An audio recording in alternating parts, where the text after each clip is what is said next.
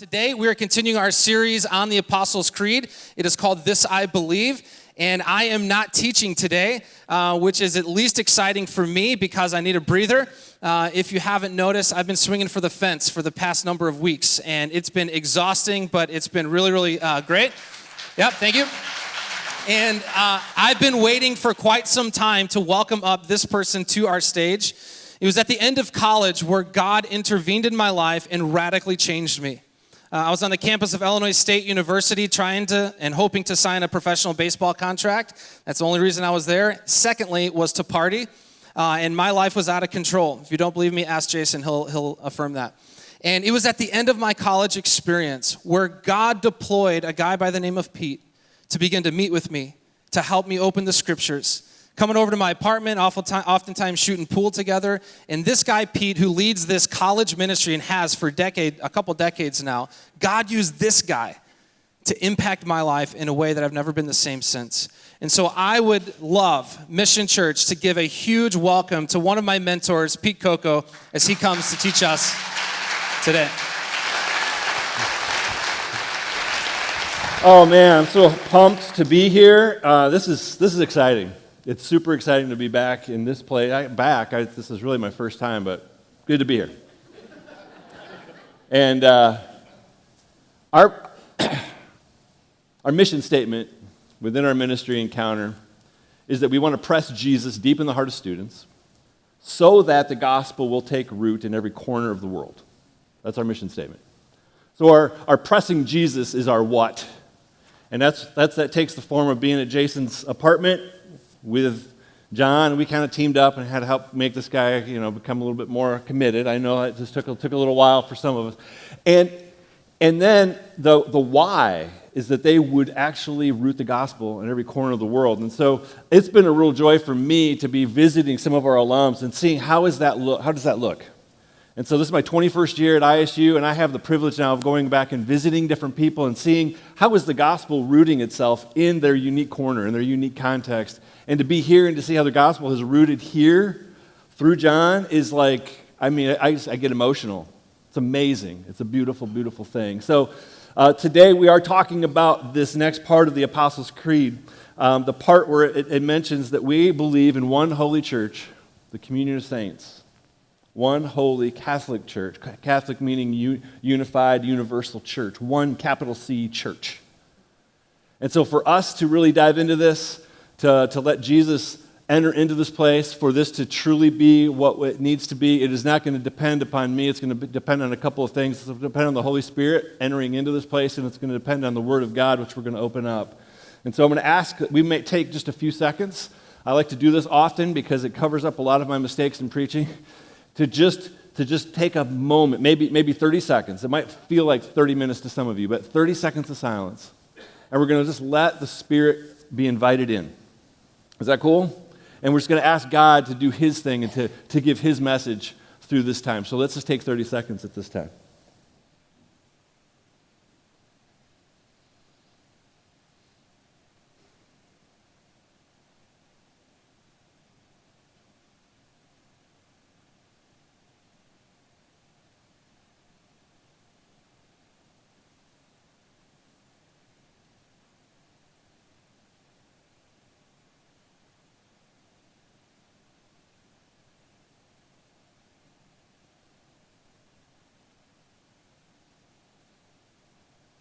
Well, last night, John graciously brought my wife and I up from Normal, took care of us, showed us great hospitality, and in that grace, it just kind of overwhelmed me in a way to think, what would it look like? What would it look like if we could expand this grace to more people? And I know that really is the greatest of all joys, is when you get to practice sharing grace with other people, when you get to practice sharing a blessing. Doesn't it feel good? That's what they say at Christmas. It's like it's better to give than to receive, right? There's just this feeling of, I want to do that. So imagine with me. Let's just dream together for a minute to start off our talk this morning, to just think about this. What if you had unlimited resources? Absolutely no restrictions at all. And it was your idea to set up a tent in downtown Chicago, a huge tent. A tent where underneath it, everything was free. And people could come from any direction. They could come north, south, east, or west. And it didn't matter what background they had. You could bring people in that had criminal records. You could bring the homeless in here. You could bring kids in there. It didn't matter. We're just going to bring everybody in from every different direction under this tent that you've set up. A tent of grace, a tent of blessing. Everything's free. And you get to put your unique spin on it. You get to make it whatever you want. You know, the kids like to do the rides, and so it's a big tent. So you got amusement park rides for the kids. You might have massages over in the corner for some people that like that sort of thing, and which is all of us. And then you've got you set up. I don't know. You guys are from Chicago, so Portillo's is free. Amazing. You got big screen TVs everywhere with 85 Bear reruns going all the time. It's just an amazing tent, a tent of blessing, and people can come and they're just absolutely blessed. Now, how would you feel? How would you feel if what emotion comes over you as you're dreaming about what that might be, and how people, as they receive that grace, begin to share that grace, and the tent, metaphorically, just kind of begins to grow and expand till the whole world is just full of grace givers. Doesn't that excite you? Does it bring some kind of emotion within you that says, man, I want to do that? You have hopes, don't you? Now I'm going to ask you what emotion you might feel if somebody came along with a better idea to make your tent better, and they built a fence around it. And they had an entry at one end, just the north end. And they charged some admission because they know, and they made this decision for you without you asking. They just said, I think if people are going to get the full experience of what it's going to be like inside the tent, it needs to cost them something. Now, it's free once you get in, but we got to have them enter with some sort of a cost. I mean, that only makes sense. And then soon after that, we have a few other people that are inside right as you walk in the door, and they say, hey, before you can experience the greatness of this tent, we would like to guide you through a class. I think it's important you understand the history. Understand the dynamics behind this whole thing. Understand the dimensions of the whole park. I think that would be helpful for you.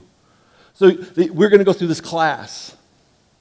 And suddenly something starts to happen, doesn't it? Where this big circle starts to create smaller circles. You know where I'm going, don't you? You got other people that are inside the park that are really concerned that if we're going to really make this an effective park, it's got to be safe. And so they're walking around and they're making sure that they got the little 4-foot thing. Are you this tall? You can't ride the ride without it. You got those people, and we shouldn't be chewing gum, and let's stand straight in line. And there's those referees. And some of these people that come in, that's the only experience they have of the tent of grace is that little circle of rules. Some other people, the only experience they have of the big tent of grace is this little circle of teaching. Other people, the only experience they have of this big tent of grace is the admission. What does it cost? You got to understand. Let's jump through the proper hoops to enter in. And that's all they know. They got this little circle and that little circle and this little circle. Now, let me ask you, what emotion comes over you when you hear that? Because what ends up happening, and you know darn well what ends up happening, nobody comes to the tent. These small little circles take over, and people become attracted to that in an ugly, sort of legalistic way. And that is all that's being drawn to, and it's not a tent of grace anymore, and it actually becomes the most critiqued and criticized thing in town. Well, that is exactly the picture that Jesus had of what he wanted to set up. His whole life, you want to talk about sacrificially giving everything to that concept. His next is now was happening 3 weeks. 3 weeks before he's about to put it all on the line and die on a cross. And he's got a plan. He ends up having a conversation with these Pharisees, church people. Church people that had actually done exactly what I just described. Little circle, little circle, little circle. And he's like, you got to make your circles bigger. And that's going to be my challenge for us today. You guys follow this guy because he's got a big circle mind.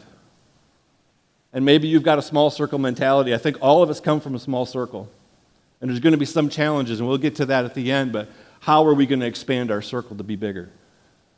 To what Christ really wants for us. So Jesus' plan it's huge. People can come from every direction to come under this tent of grace. And what they're going to find there is the deepest of things that no one else can provide. Everything else that you just described, tortillas, you're going to get hungry again. Massages, you're going to get tight again.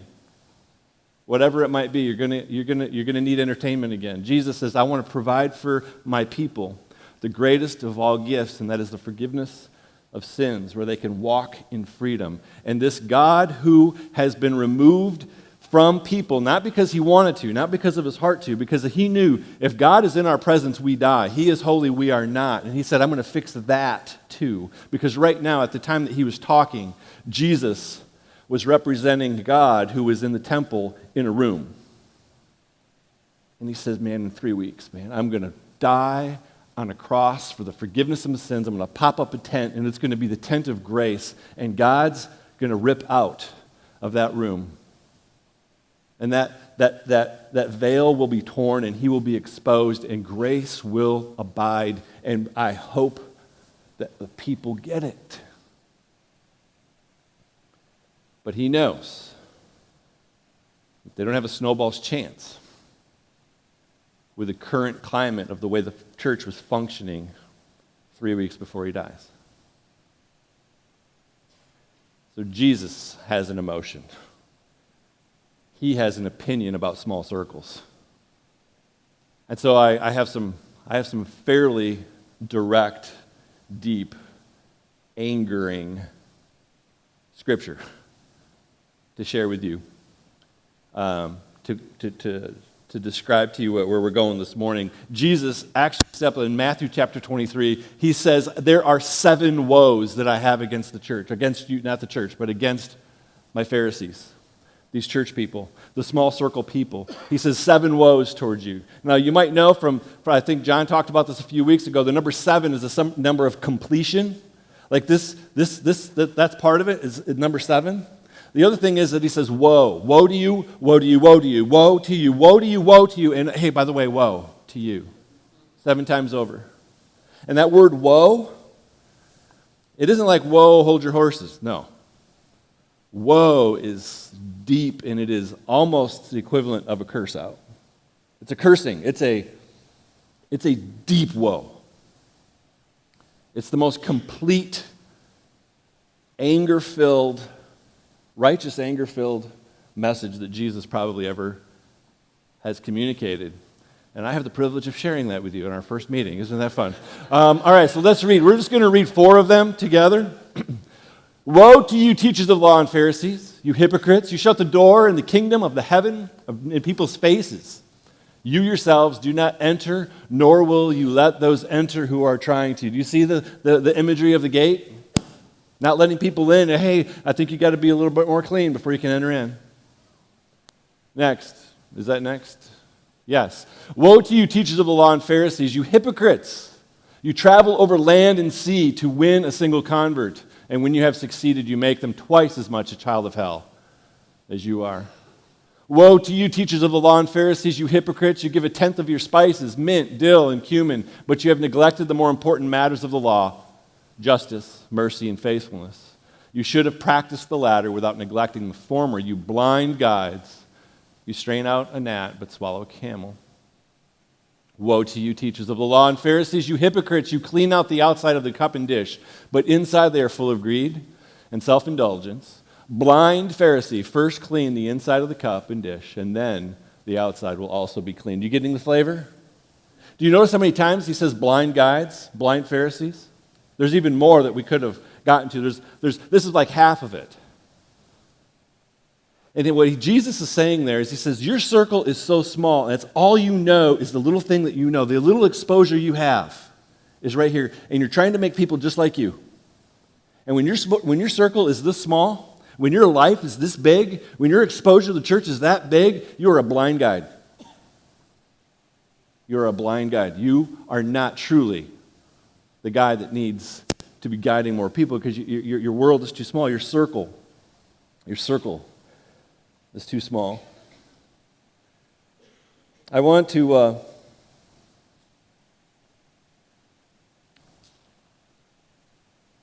read my note here. How do we make our circles bigger?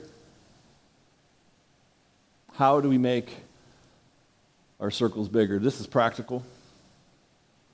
It's the practical side, because here's the reality. All of us come from a small circle. All of us. It takes intentionality. It takes intentionality for you to make your circle bigger, because the natural progression, the natural thing for you to do is to go smaller, because you want to find people that are like you. If you don't understand that, which I know you do, but just go to a lunchroom. Any lunchroom, at work or at school, the university. People clump up with people that are just like them. We tend to want to go smaller, not to go bigger. God's calling us to something bigger. He's calling this church to something bigger. He's calling you to something bigger personally in your own life. So how do we make our circles bigger? 3 things. Very, very clear and very easy, but not, very simple, but not easy. Do things that others aren't doing. Do things that others aren't doing.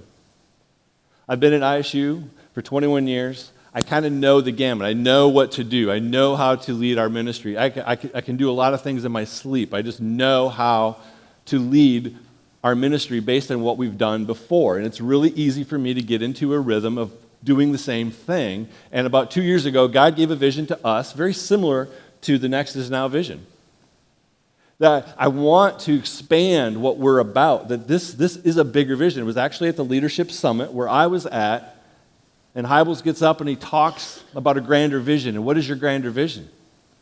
And there were a lot of people in that place, I think, that were triggered by that because they didn't have a vision in the first place. And I'm sitting there at first thinking, I've got a grander vision compared to most people. But then God, he just looked me in the eyes and he says, what's more grand than what you've got? And my mind started to blow.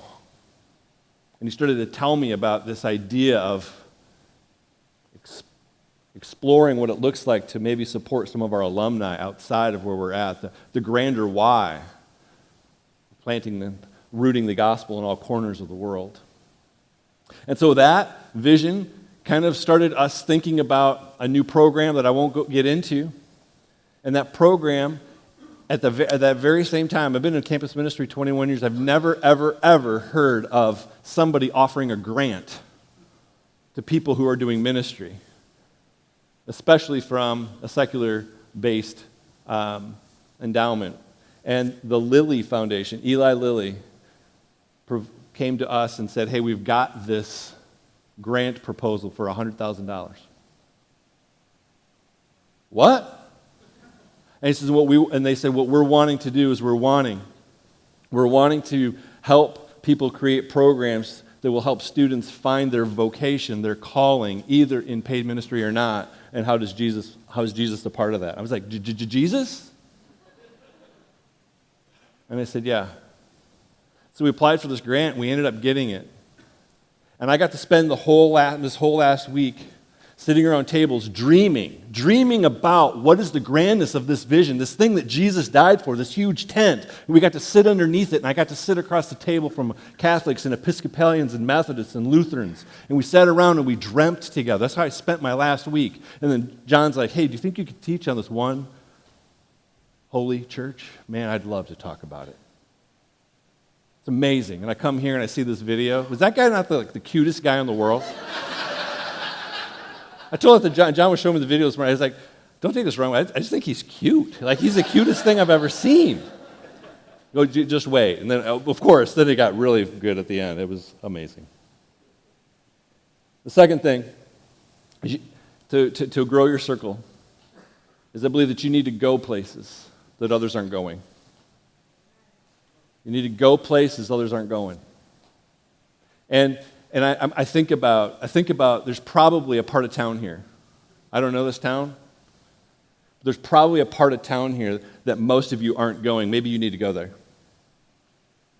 Maybe there's an after-school program where there's a bunch of kids that don't look like your kids. Maybe you need to go there. Where is it? that no one else is going, you need to go. So, third thing, if you want your circle to grow, is that we need to meet people that other people are not meeting. John's hanging out with priests. Who are you hanging out with? We need to meet people that other people are not meeting. I'd like to just kind of close with the last few 10 minutes or 15 minutes we have here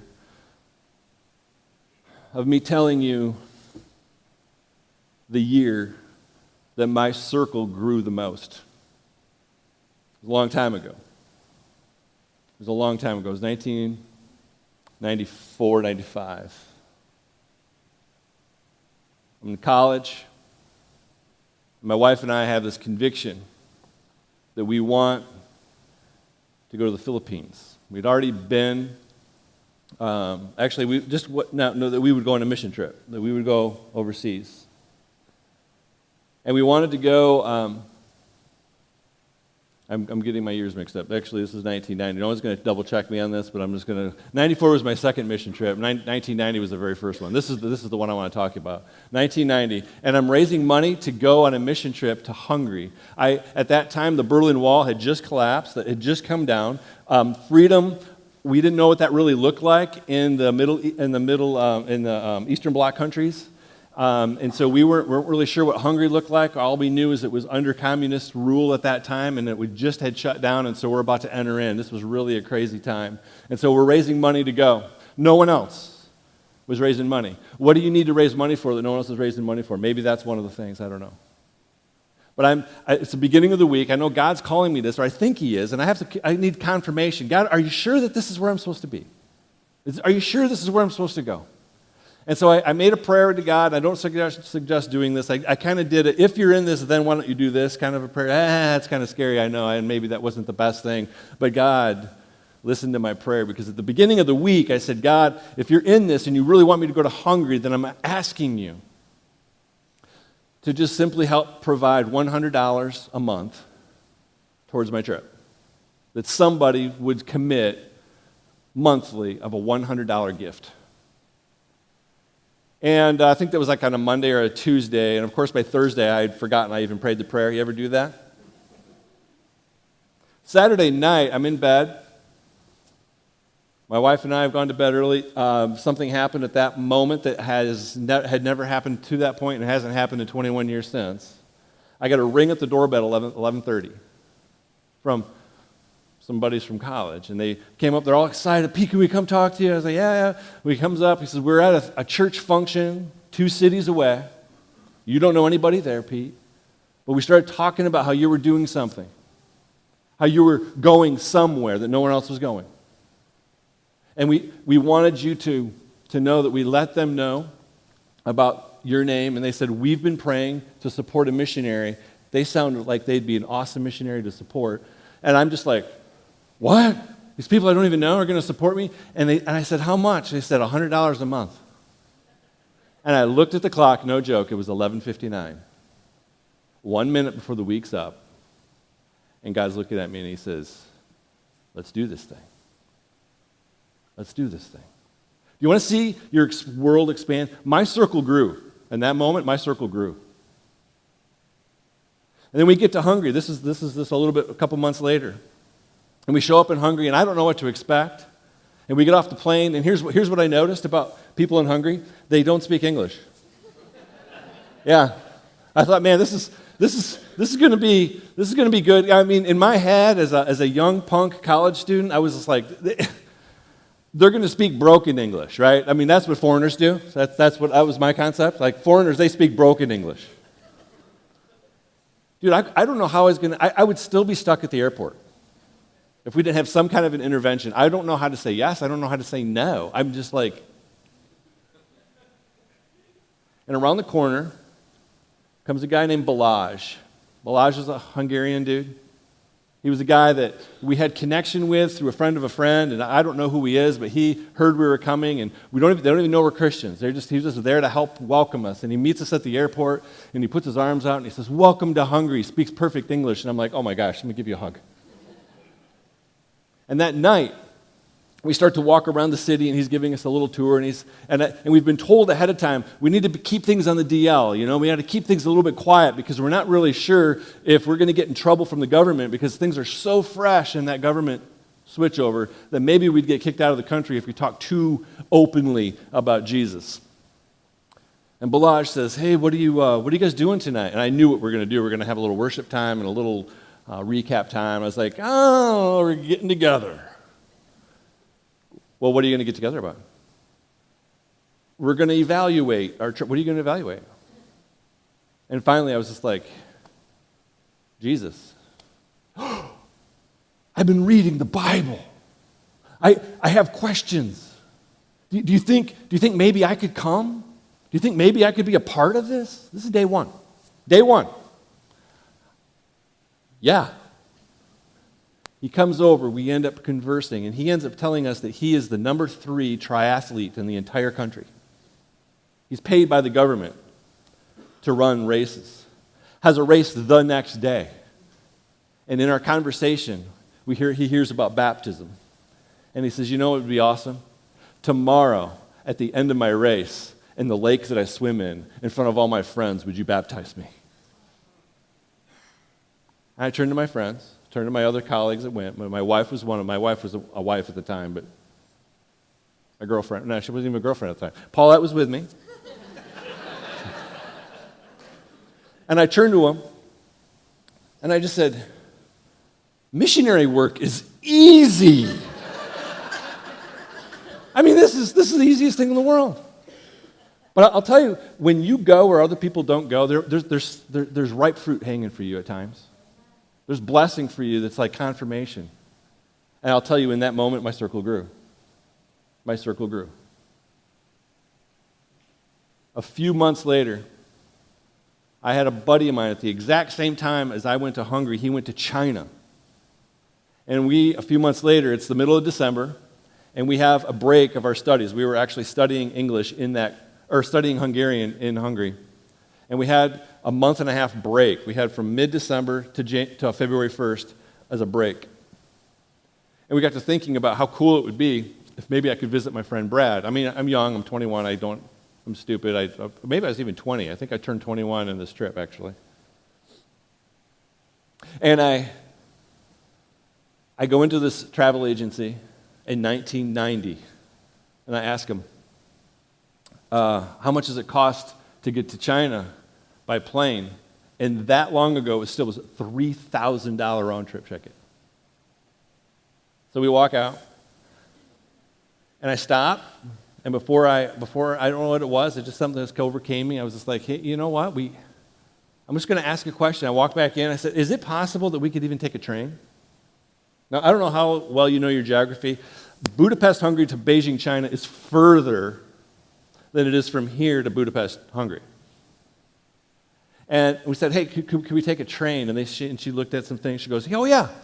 Siberian Express, $104 round trip. I said, done. 9 days, one way. Most mission trips are 9 days. 9 days on a train, one way to China. We get there. While I'm there, my buddy Brad, there's like 3 of us that went on the trip, just filling in details. And while we get there, my buddy Brad ends up, now we are in communist land. This is a place where you have to keep your faith under wraps, or you will get kicked out of the country. Tensions are high at that moment, at that time. And we get word that there was a guy who gave up his government position job, because in the communist way, it's like whatever your dad did is what you did, and if you don't want to do that, you don't do anything. And he was given some job that he gave up because he had a call on his heart to be an itinerant preacher. And it was cold there. It was 30 below zero at times. And we are freezing cold, and we're getting off this train, and we're there, and it's amazing, but it's cold.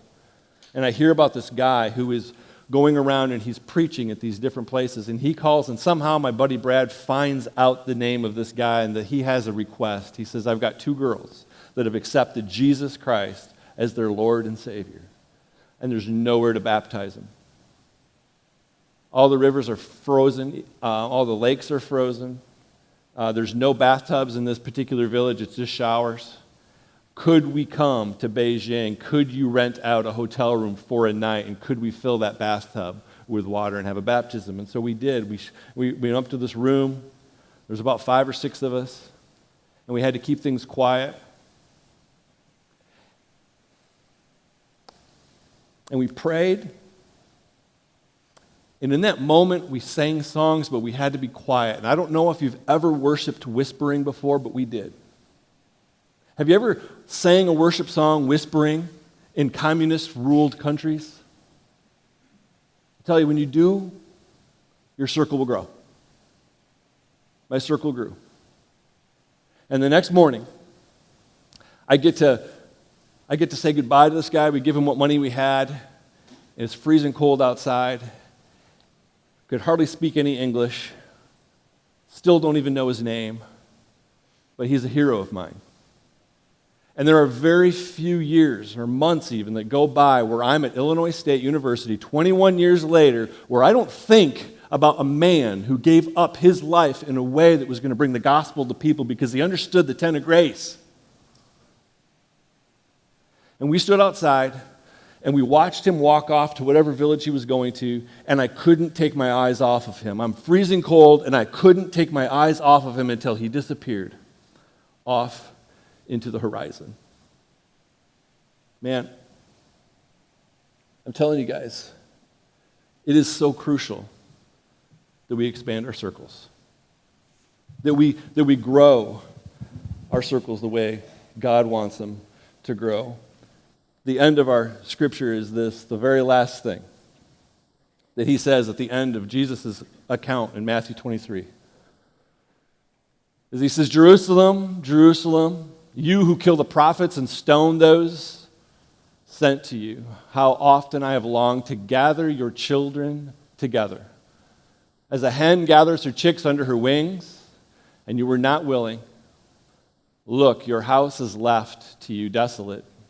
For I tell you, you will not see me again until you say, blessed is he who comes in the name of the Lord.